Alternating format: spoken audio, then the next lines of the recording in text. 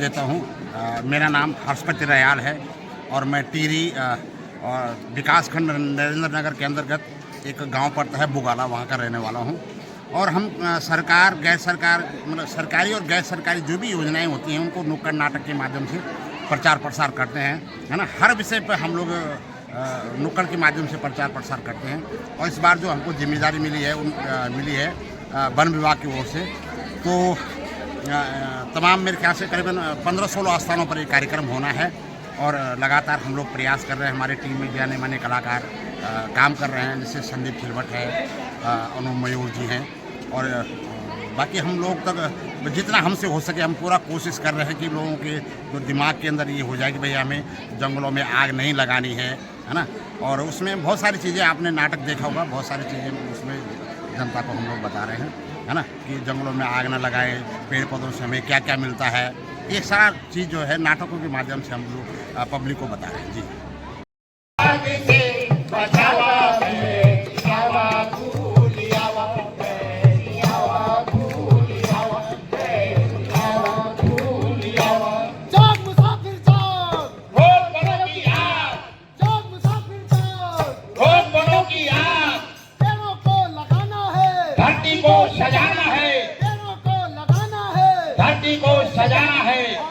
आज हमारे सरस्वती माता का और वन देवी का जो मिलन लंगासू में हुआ है, हम सौभाग्यशाली हैं कि आज वन देवी साक्षात रूप में प्रकट हमारे इस लंगासू क्षेत्र में हुई है।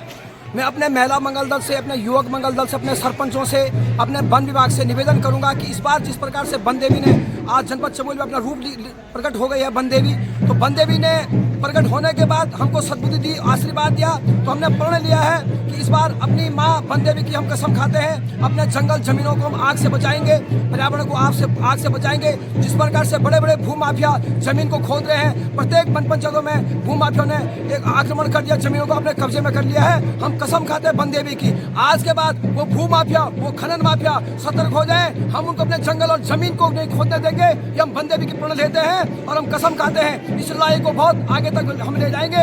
हमारे उत्तराखंड के यशस्वी मुख्यमंत्री, हमारे यशस्वी वन मंत्री जी, हमारे देश के यशस्वी लोकप्रिय प्रधानमंत्री जी ने जिस प्रकार से पर्यावरण पर चिंता की है, हमारे उत्तराखंड के जंगल और जमीन पर चिंता की है, वो बहुत ही सार्थक प्रयास है। और हम इस प्रयास को गांव-गांव जाकर के, घर-घर जाकर के संदेश को गांव में देंगे कि अपने जंगलों को बचाइए, अपने जंगलों की रक्षा करिए, क्योंकि वन देवी ने जनपद चमोली में वन देवी प्रकट हो चुकी है। और वन देवी प्रकट होने के बाद आप जानते हैं जब वन देवी प्रकट होती है तो कहीं ना कहीं शुभ संकेत उस जगह को मिलती है, भूमि को मिलती है। धन्यवाद।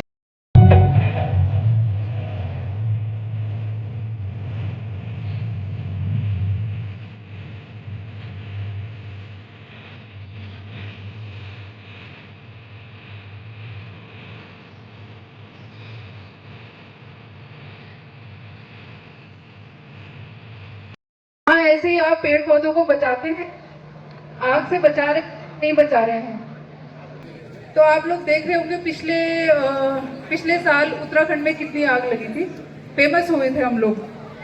तो इस साल मैं यही चाहूंगी कि हम इसलिए फेमस हों कि आप लोगों के सहयोग की वजह से इस बार कम से कम आग लगी। तो मैं यही, हमारा ये डोली यात्रा निकालने का एक ही मकसद है कि हम प्रकृति और संस्कृति को जोड़ रहे हैं, जो कि पहले से भारत की परंपरा है। अभी आपने जो डांस देखा उसमें भी आपने बहुत कुछ चीजें सुनी होंगी। बद्रीनाथ यहाँ है, केदारनाथ है, लोग कहाँ कहाँ से यहाँ पे देखने आते हैं।